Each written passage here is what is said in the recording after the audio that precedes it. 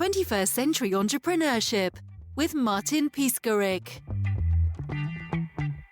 So when I started making websites back in the mid 2000s, it turns out that whatever I was creating, I had no idea if it was good or not. I was basically focused on the result only, and really whether the result was there or not, I had no accountability. So I'd create websites for people because they had money and they'd say, hey, I want a website. And back then a website was just, some images, it was some code, and it was something online, right? I would create it and I'd get it done. I'd send a bill to somebody and they'd be like, hey, nobody went to this website. I don't want to pay you. Or nobody went to this website, or I don't even know if anybody's gone to my website. Are you sure that you did a good job with the development? Is this even the right thing? And what I realized was that making a website was really a technical thing, but the marketing of it and the analyzing it was more of an art. It was something that I actually didn't even know what marketing was at the time. I never had taken a marketing class in my life. I had some experience with statistics and, I have a computer science degree, so I'm more of a technical person. So I understood the concepts behind it, but I was like, yeah, I don't know. I don't really know how to make this website better. You paid me to make your website, not to make it better. And what I learned along the way was that people are often willing to pay you a lot more to figure out how to make your website work. It's a lot bigger of a career pursuit to figure out how to make websites optimal. And it's something that you can make a huge impact in the world by fixing that problem. So I completely shifted my mindset from the action of just, hey, here's a website. I took the images you gave me, I took the words you gave me, and I made it happen online, to really more of a value added thing.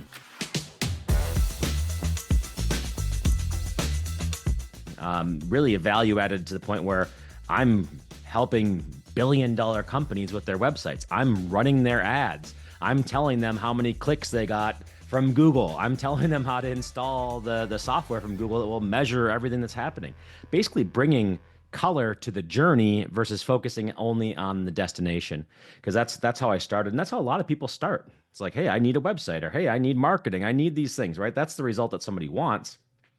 But the journey is often either treated as binary or black and white. And people are like, I don't really know, like, hey, I'm done. And then they're not getting the result they want. So they either don't get repeat customers, they don't get hired back, or that company doesn't feel like they got value in what they requested, because it's all tied to the result.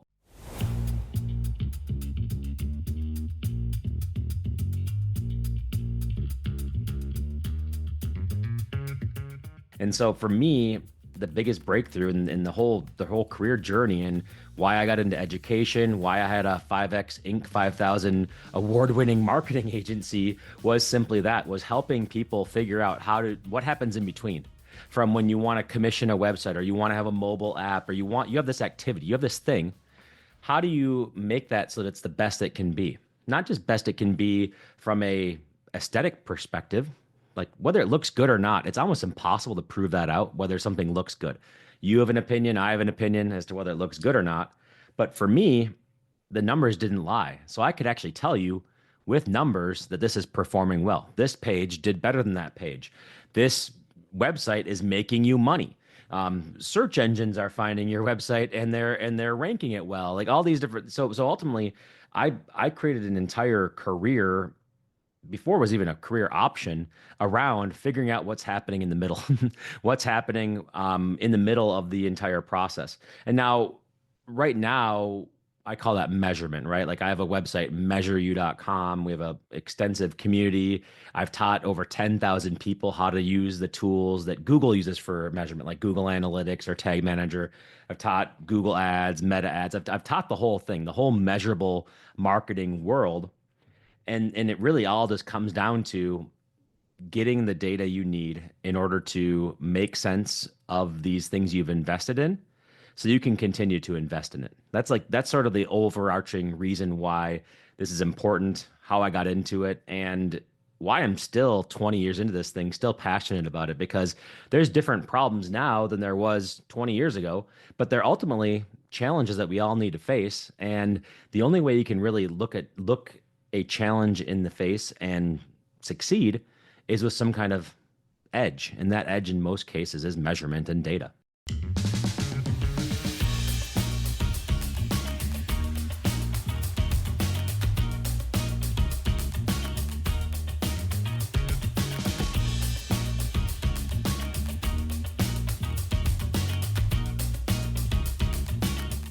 So it's interesting. I learned a lot of this stuff on.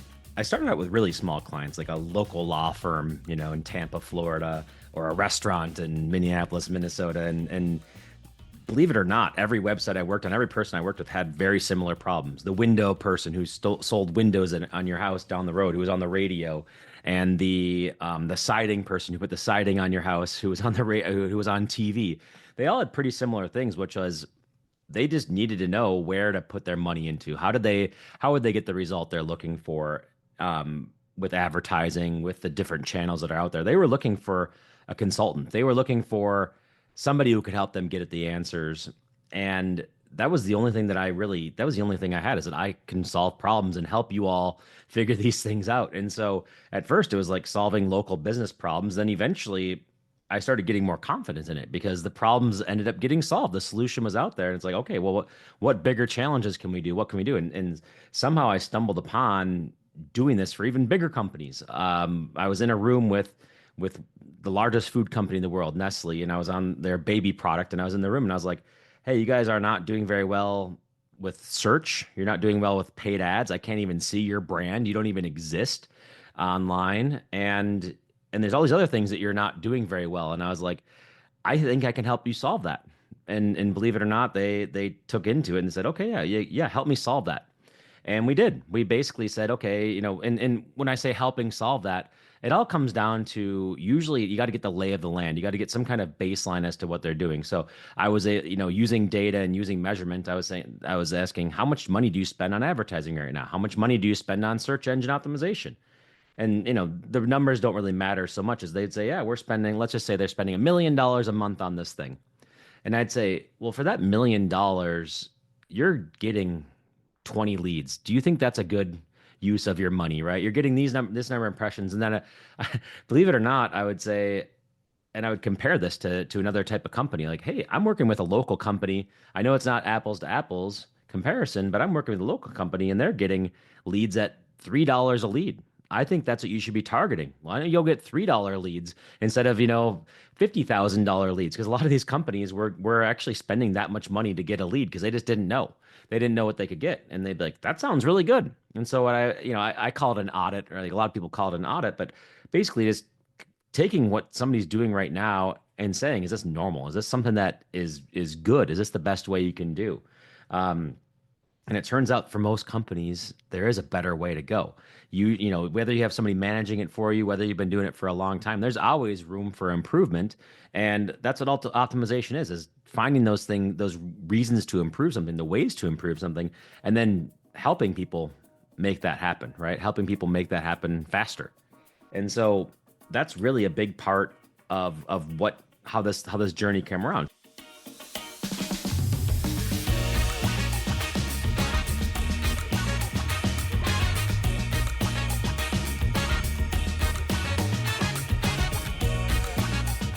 It's figure out what they're doing right now in the market, figure out if there's a way to improve it by tapping into your experience, the experience of others, case studies, courses, however you would learn that, communities, like, is this good or not? Is this normal?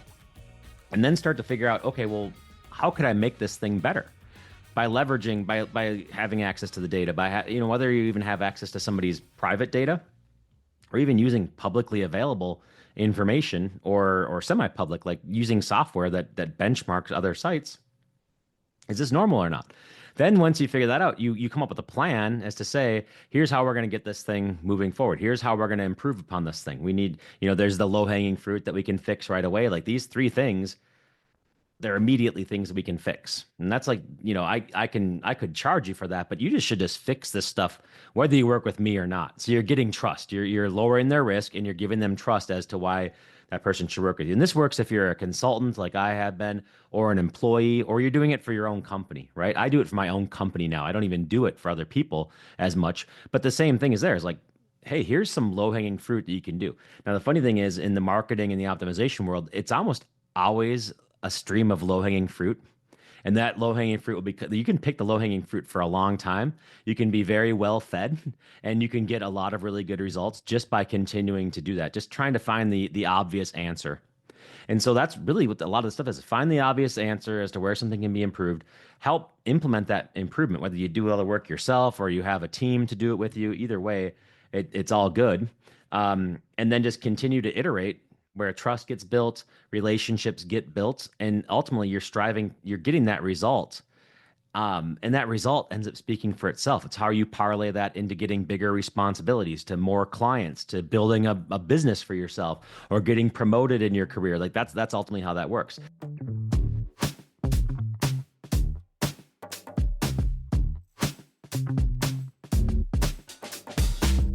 So that was my path. And then it's like, the funny thing is I was like, am I unique? Am I just doing this at the right time? In the mid 2000s, Google becomes a public stock. People are putting money into search ads. And so, after about 10 years of doing that, I started teaching this. I started teaching, first of all, in a classroom. Actually, it was only about 5 years into my marketing career that I started teaching in a classroom, 2010. And then I started teaching at a university and teaching that stuff too. And all the students would come up to me and be like, yeah, I lost my job because I didn't have any digital marketing skills. And a lot of them were older than me. They were longtime career people. And I just said the same thing. I was like, try to find something that you can improve. I'm going to show you a bunch of ways to find stuff you can improve in this class. Then go and improve it. Go and do it, right? Go do this thing. And so guess what ends up happening to these students? A lot of them come back to me 6 months later or email me and say, hey, I got promoted, or hey, I got a job now. I'm the director of marketing. I'm in charge of all these things because, all they had to do was have this renewed confidence and just become a problem solver, but for a new way that's out there. And so that's really how this progression happens, is that you have to, one, be curious, two, find that thing that problem that you're looking to solve, draw from your past experience, draw from the data, draw from what's out there, come up with a pretty good plan, a pretty good way that you're going to go about this thing, and then implement it. And then ultimately, what ends up happening, this is like what we all internalize as the way that things become successful. Whether you have a master's degree in marketing or this is your first time ever touching the idea of marketing, it's ultimately comes down to those steps. And so part of where my career has come together is I did it for companies and gave them really good results, right? Generated billions of dollars in revenue for these large companies and even for, small, medium, large businesses. Then for the last 10 years, I've been teaching it. I'm a full-time instructor and an educator teaching this to other people. And it turns out that way of looking at solving problems is pretty much universal, whatever problem you're trying to solve.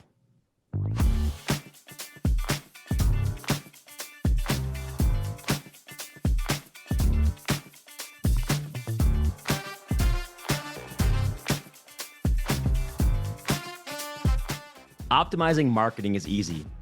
Now, you might think that data is intimidating, but data is there to support you. But the end result of optimizing marketing is this. You find a problem, you leverage your experience or the experience of others or the data that's there for you to support you, and then you solve that problem. That is the key to being a great marketer. It's really not that hard. It might be intimidating, but it's really that. Find a problem, be resourceful, and then solve that problem. Now, this is the funny thing about this is that this is exactly how I started my remote business. I found a problem to solve that would support my lifestyle. I consulted other options that were out there, and then I solved that problem. And I was able to build a successful business while traveling to 40 different countries. It wasn't rocket science, but basically find a problem, solve it, build the business. Now, in that case, the problem that I solved in order to have a business that I could do in 40 countries was I couldn't be physically tied down to my house in Minnesota. I couldn't be physically tied down to an office. I needed to find something that could be universal, that I could do on the road. And that was taking the teaching that I was doing in a classroom, which I had some experience in, and then finding out how to do that in a format which is online, and then figuring out how to do it from anywhere. And so I had to get better at certain things that I hadn't done before. I had to figure out how to record something. I had to get a second room in my Airbnb to make the recording work. I had to figure out distribution. How do I get an email list going? How do I get this stuff out there? But those are all things where I took this problem that I wanted to solve, which is I wanted to be a digital nomad, took a skill that I had, I consulted my past, and then I went and solved that problem and I had a business. And this is how every business ends up working and how every business thrives in the end, whether it's starting or developing something over time. Figure out that problem you want to solve, figure out how you can uniquely solve it, and then go do it.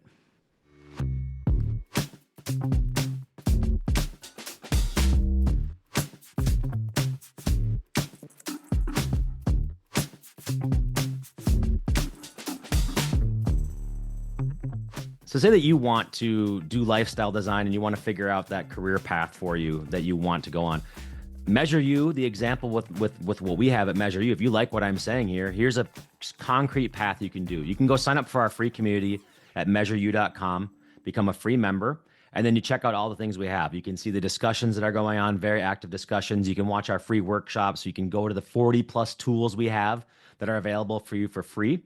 Check them out, watch the videos that accompany them, figure out how to use these things, figure out which one works, which one meshes with your history, with your past, with your experiences, and then use that to say, okay, well, maybe I can turn that into a career motivation or a career move. Maybe I can turn that into a small business. Maybe I can turn that into something. And what you end up finding out is that you're applying this problem that you want to solve, which is something better than what you have right now, or an improvement, or maybe you're stuck in a rut or you want that opportunity and you're applying your unique skills to it. You're merging some ideas that I have with some ideas you have. You have a strong community to support you to workshop those ideas. Then you go do it. And guess what the result ends up being? A lot of our, we have people who came into us and they were in a low level entry position. They were making $36,000 a year. They weren't really sure if they were in marketing or not. They didn't even have the job title they were dreaming of. And they work out and they say, hey, Jeff, I got promoted. Now I make over six figures a year. I make over $100,000 a year, or I make $150,000. I've seen people make $200,000+ a year just from that reframe, from being sort of a generalist who doesn't have their way to being somebody who just professionally solves problems. The more professional you are, the faster you solve problems, the faster you can go up that chain, that ladder, right? There's other people who have come in through Measure You, and they were like one guy, JJ. JJ was a self-confessed low-level ads guy. He was running ads for local businesses, getting paid $500 a month, and he had like 5 clients. He was basically aimless, sort of wandering around. And after talking to us, he went away from, being a commodity service, offering these ads and offering things that people didn't really value, to becoming a certified measurement marketer, which is our highest level of certification. And now he has a 7-figure business that is basically, he's putting $50,000 proposals in front of people that are solving their measurement problems. And he's taken what we taught him and just went with it. He applied his own unique skills and brought that to the next level. And he's able to get to that point. So we usually help 2 types of people at Measure You. One is people who are, they want to excel in their career. They're doing it for themselves. And then we also have another group of people who are doing it for the others. They're helping others get to that point. They're being a provider who's doing this for multiple clients and bringing that forward. We help with both of these people, and everything that we train will help in either one of those paths. And then the third path is basically my company needs this result. And then we also help with companies. We have done for you services where we help companies do this, implement this on their own. Or actually we do this, we implement it for them, or we consult them with how to implement it. And so whatever it describes you, wherever you are, if you're doing this for yourself, join our free community. If you're doing this for others, join our free community. And if you're doing this for your company, join our free community. And either way, we will help you go exactly on that path. We're going to show you the exact path you need to take and in order to get that result that you're looking for.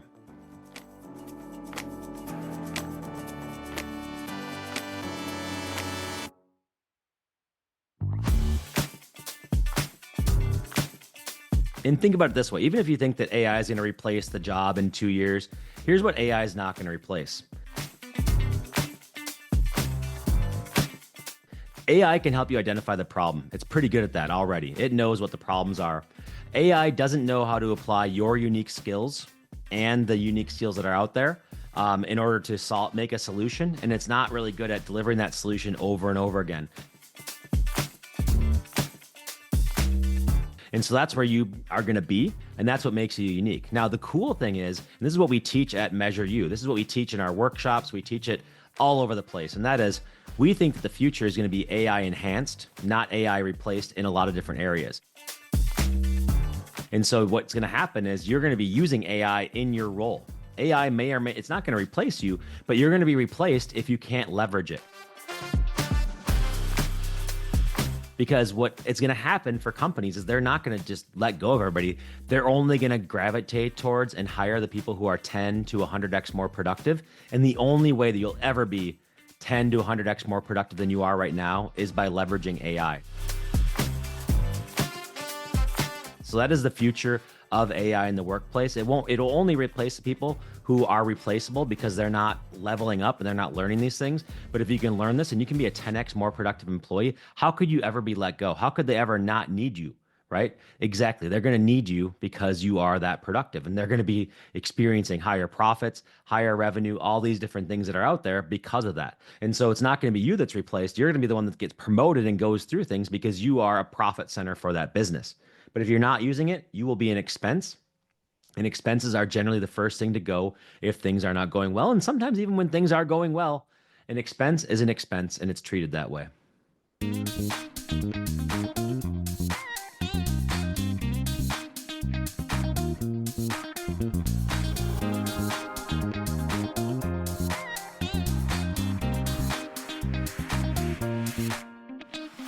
And so if you want to find out more about what we do at Measure You, you can go to measureyou.com.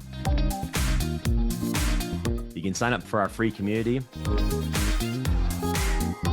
We have lots of free workshops and tools that are there. And not only that, but we have tons of courses that you can join as well that will give you the on-demand learning that you need in order to accelerate both your career for yourself, in order to sound smart in front of clients, or take on and generate a new business model or a new revenue model for your business if you are providing services. And it gives you the place to be where you can get your entire team on the same page and implement the things you're looking for. So you can start going forward as opposed to worrying about the past or being worried about getting the data or being intimidated by these things. No matter where you're at right now, we have something for you where we can help you on that journey. 21st Century Entrepreneurship with Martin Piskarik. Imagine a space where triumphs, trials, and tales of entrepreneurship come alive. Welcome to the 21st Century Entrepreneurship Podcast, a gold awarded journey hosted by Martin Piskarik, connecting with listeners in 95 countries and ranking in the top 0.5% of all podcasts. Join our exclusive community, elevate your perspective, and embark on the path to success.